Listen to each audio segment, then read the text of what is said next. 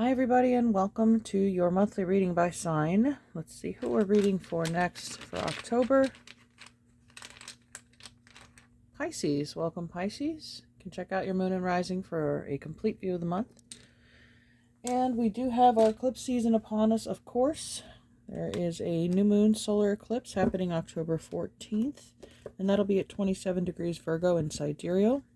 And then we also have a full moon partial lunar eclipse at 11 degrees Aries on October 28th. So, and of course followed by Halloween, Samhain on the 31st. Not sure what I'm doing yet for that holiday, but if I am available and at home, then I may do a live session. Let's see what Pisces needs to know for October, please.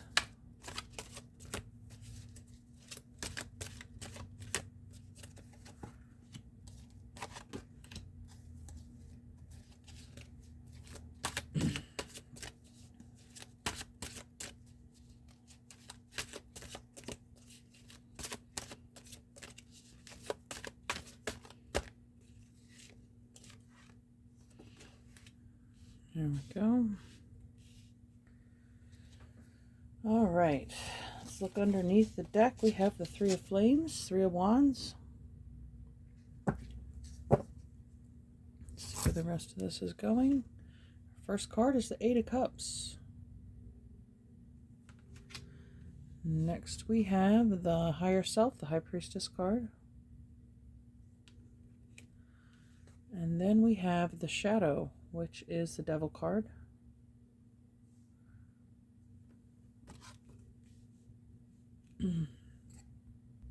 Okay, well, it is October, and the tropical system will be heading into the sign of Scorpio, the 8th house of sex and death, the underworld. We're going into the season of darkness in the northern hemisphere.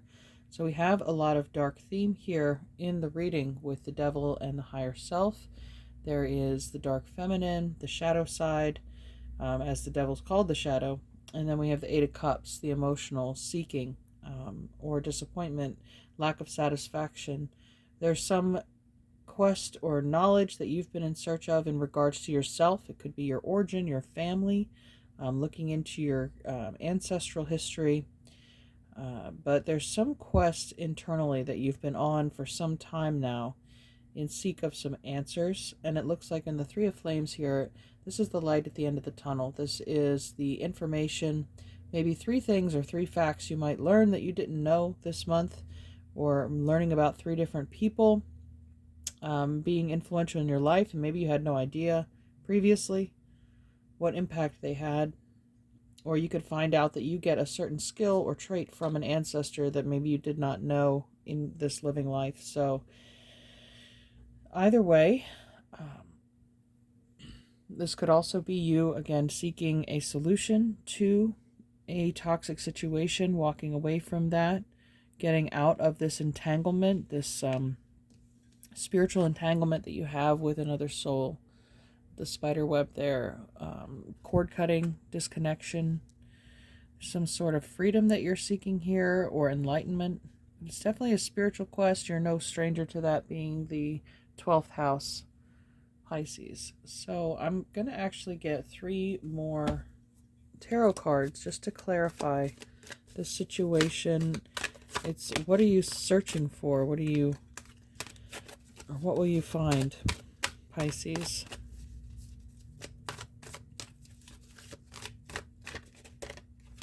Some of you could be contacting also deceased relatives or loved ones, but you're of course naturally in tune with the veil. With the High Priestess there, it's amplified this month. Underneath the deck we have the Page of Swords, Page of Air, communication. Let's get these clarifiers here. We have the Queen of Earth, the Hanged Man, and the Six of Earth. All right. So this is the victory card, the Six of Coins. It's like reciprocity, receiving the answer that you're seeking. Same with the Three of Flames, something being drawn to you, coming to you, information in the form of the Page of Swords, new information. The Hanged Man, I'm re-emphasizing the High Priestess card as far as delving into the subconscious or crossing over in some way, whether through the use of trance or meditation, substances at your own will. But there's some sort of connection here with the liminal plane, with the deceased or the spirit realm. But it feels like you're bringing back something rewarding, some kind of enriching piece of information. It could be like the key that unlocks the next phase of your life, that makes you more successful on this plane in a way that you haven't been yet, whether that be financially, creatively, in partnership. There's an expansion following this awareness. I'm going to grab some Lenormand cards just to expand on this. Any information for Pisces, please?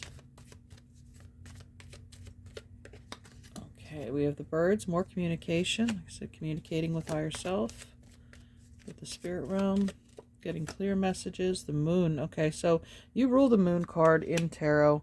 This could also just be an indicator of the eclipse cycles that we're seeing this month as well. The 14th and the 28th could be especially powerful times for you. And let's see if there's one more. The moon also appears on the priestess card. It's the portal. So let's see. We have the mask. And there's another portal showing up, a doorway. Seeing through the veil, yeah, seeing through what's covering the truth. But whatever it is, it's worth it. It's worth any sacrifice that you had to make in order to make this journey. Any studying or time that you invested in this quest is going to pay off for you. And there's underneath the bouquet, so a message of compassion. I think there's gratitude there also for, or it's a message to show gratitude to your guides, to your angels and ancestors that accompany you on this vision or this information gathering quest.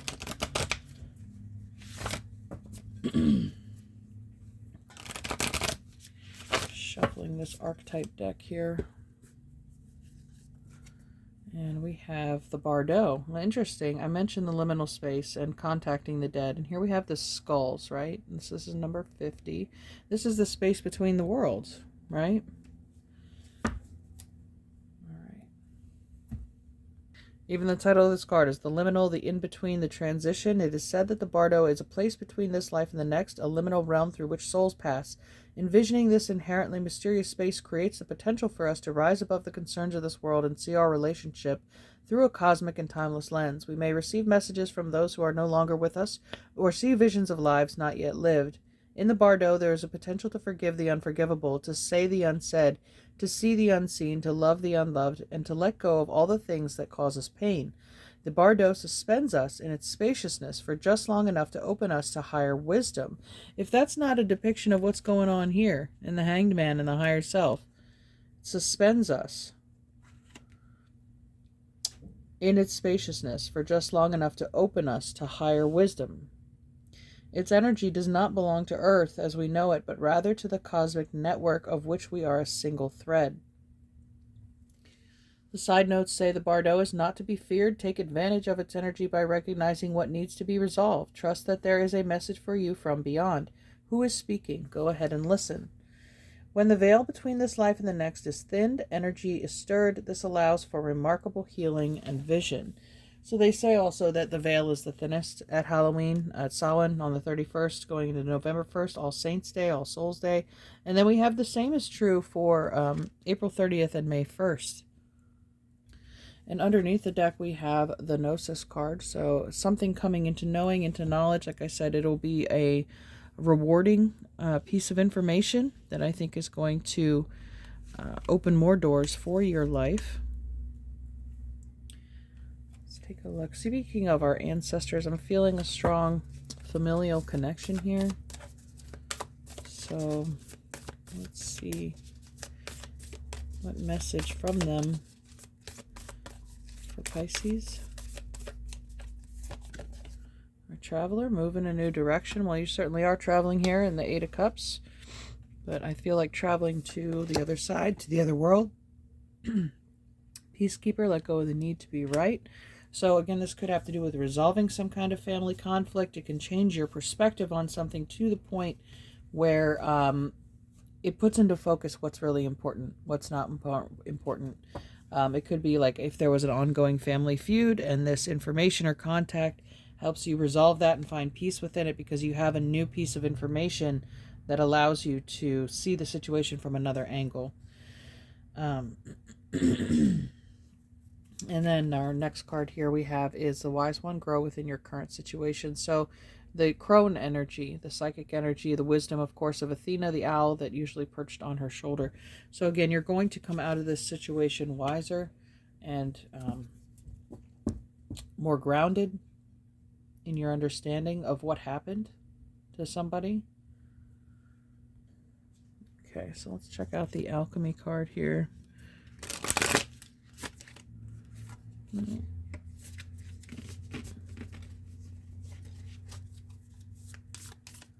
For Pisces.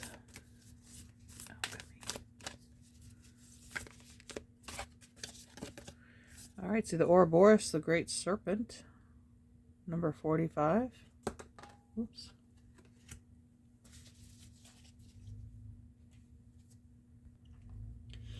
This title is The Tail Eater, the Guardian, and Quantum Realm. The Ouroboros is the all-encompassing glyph of the alchemical process. The hungry snake bends itself around you in a gesture of protection and guardianship, giving you the space and safety to participate in the work. So when this talks about contacting the other realm or crossing over, casting a ring of protection around yourself, a circle of protection is a good thing. Otherwise, your angels and guardians are surrounding you and protecting you through this psychic journey. Anything and everything can be offered into its mouth for transformation, good, bad, blasphemous, and precious. The materials of our life transmute into gems along the great serpent's spine. Along with your woes, the Ouroboros engulfs every pair of opposites. What is masculine becomes feminine. What is sky becomes earth. What is past becomes future.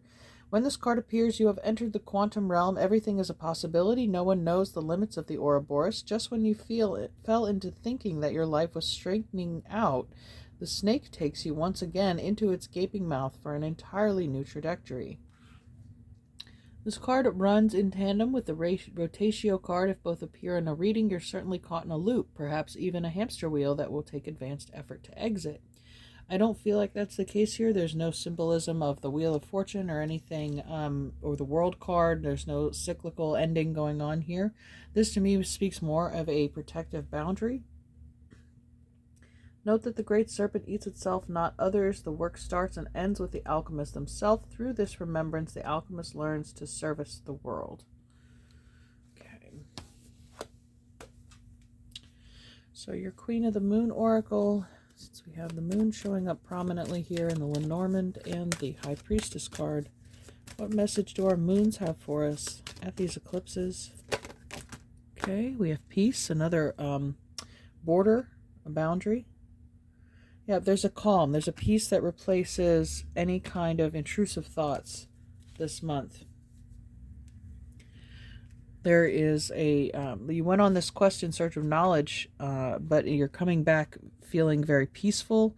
It's like I said, you get this missing piece of information that changes your perspective on everything, and then suddenly you're at peace with it. And here we even have the peacekeeper, let go of the need to be right. So there's something that's going to be resolved here within you that might have been causing you some sleepless nights, or just like an unanswered question. It feels like you're getting closure here for something. But I'm going to grab a rune for you, as I've been doing for every sign this month. See what Pisces needs here. And this is the fire room. Somebody else got this too. Yeah, Kenaz means torch. So the torch bearer, the light bearer, we have these three torches here showing up in the Three of Flames. But there's a light and a darkness. Let's see. torch seems to be the most useful interpretation for this rune, although heat is also implied by the root meaning sore.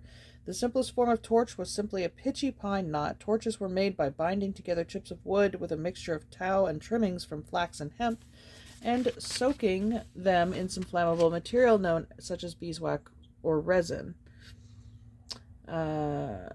Torches were used not only to light great halls, but to light the way in ritual. The Greek goddess Hecate and Selene are commonly portrayed with torches in their hands. The rune could therefore signify both physical and spiritual enlightenment.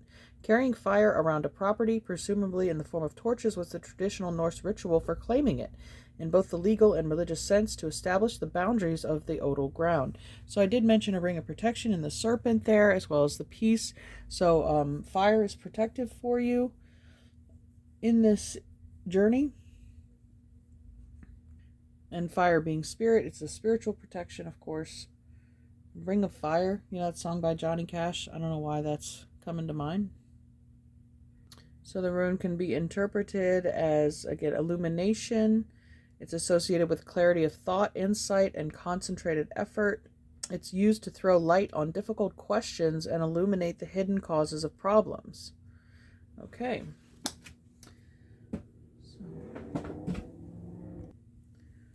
See what your journey card has for us. You're certainly on a spiritual journey this month.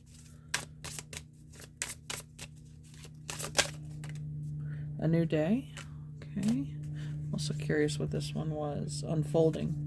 So an unfurling, a revealing. A new day comes with a fresh start, a new beginning. So what do you want to bring with you? What do you want to leave behind? Today can be anything you want, and you can be anyone you want. Allow yourself to let go of anything that's weighing you down and set forth on the path that's calling. Remember to travel lightly and have others help you unpack if needed. Heavy luggage will only slow you down. Let the fresh energy and perspective of a new day energize and inspire you. So this is, again, reemphasizing the message of light being brought to a situation of spiritual darkness. It's bringing dawn and a revealing of a new possibility or a new life ahead of you following this journey. All right. And we'll get some medicine, animal medicine for your path here, Pisces, for your journey. We have the hawk, number 2. Somebody else got that. That's been coming up. It's again about gaining an eagle eye view or a higher perspective on a situation, seeing the big picture. And then the turkey, number 31. All right. So the title of this card is called Giveaway. Turkey is actually thought to be the giveaway eagle or south eagle of many native peoples. The philosophy of giveaway was practiced by many tribes. Simply stated, it is the deep and abiding recognition of the sacrifices of both self and others. People in modern-day society, who have many times more than they need, should study the noble turkey who sacrifices itself so that we may live. In turkey's death, we have our life. Honor turkey. Well, the Hanged Man card is also known as a sacrifice. So a sacrifice of self or an old perspective, perhaps.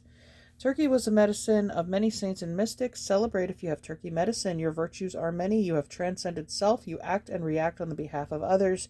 You aspire to help those who need help. This is not out of some sense of self-righteous moralism or religious guilt. Help and sustenance are given by turkey out of the realization that all life is sacred. It is knowing that the Great Spirit resides within all people. It is an acknowledgement that you do for others, you do for yourself. Turkey medicine rests in true ego in enlightenment. Doing unto others and feeding the people is the message of all true spiritual systems. Depending on how turkey is aspected in your cards, you are being given a gift. This gift could be spiritual, material, or even intellectual.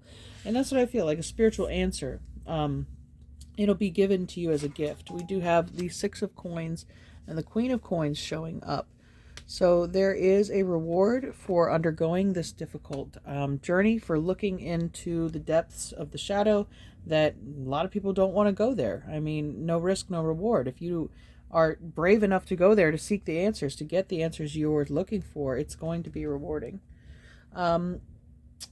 The gift may be great or small, but it is a never insignificant. Congratulations, you may have just won the lottery, or the gift may be a beautiful sunset or the smell of a fragrant flower. On the other hand, you may feel the spirit of giving growing within you and wanting you to share with others. So that's the 6 of coins too, the ability to share. however you benefit, the peace that you gain here as a reward for your difficult travels is going to benefit other people as like a domino effect or a ripple effect. So let's go ahead and see what your magic cards are for Pisces. Okay, fire. Fire's a theme here, even though we only have one fire card. The element of fire heralds new life, renewed passion, and positive transformation. Have successful career, happy working environment, pay rises and promotions. Okay, and the Tree of Life, true wisdom and making good choices in life. And we have Labyrinth, transition to a higher level of being, raising your energetic vibration, enlightenment. Okay, so the light bulb moment, I think, will happen this month. Underneath we have water, work with the element of water for healing, purification, and refinement. So we have fire and water together. That's your element. Okay. Let's get some messages from your angels, and I think we can wrap this up for October. So Wasim, your psychic powers are amplified this month. Any placements you have in Pisces are going to be harmoniously trined with placements in Scorpio or the Sun in Scorpio for the tropical chart. Let's see. You're working in harmony with the fluid boundary of water. And let's see. So truth, yeah, that's the enlightenment. That's the information coming through.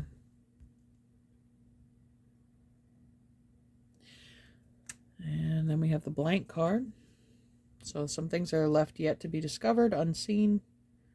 I don't know. It's like she's got her hands out. I don't know. And then we have transformation. Okay, yeah, I did mention your perspective, of course, would be changing in regards to a situation, but this is also transformation's the death card. That's Scorpio. That is the land of the dead and the afterlife. The transmutation or crossing over I mentioned. Nobody's dying. I'm just saying, your consciousness is able to tap into that. Harmony. So creating a harmonious melody between you and other energies. Again, I feel like if there was some unrest within you, whatever answer that you are given this month is going to help you find peace, and that will again resonate with others around you and restore harmony to your partnerships, your relationships. So, okay, have a wonderful month of October, Pisces. Thanks for tuning in. Take care. We'll see you next time. Bye.